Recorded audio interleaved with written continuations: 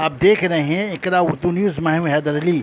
शेखपुरा ज़िला बिहार असेंबली के लोजपा उम्मीदवार इमाम गजाली ने रामविलास पासवान की मौत पर पार्टी ऑफिस में खराज अकीदत के दौरान गम का इजहार करते हुए कहा कि आज पार्टी ने एक हमदर्द लीडर को खो दिया। खराज अकीदत के दौरान हज़ारों की तादाद में लोजपा लीडरान मौजूद रहे। कोलकाता से परवेज़ आलम की रिपोर्ट।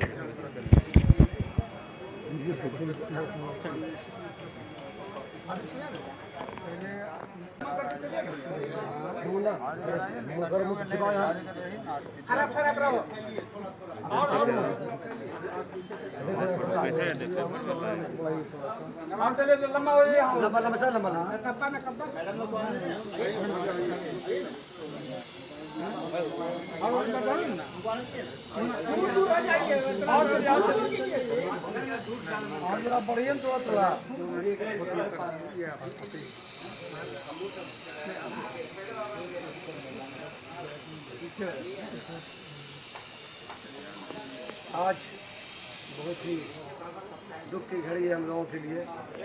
काश ये खबर झूठी होती कि हम लोग हरि बाबा इस दुनिया में नहीं रहे, और हम लोग आज 2 मिनट का हम लोग मौन रखें ताकि उनकी आत्मा को शांति दे।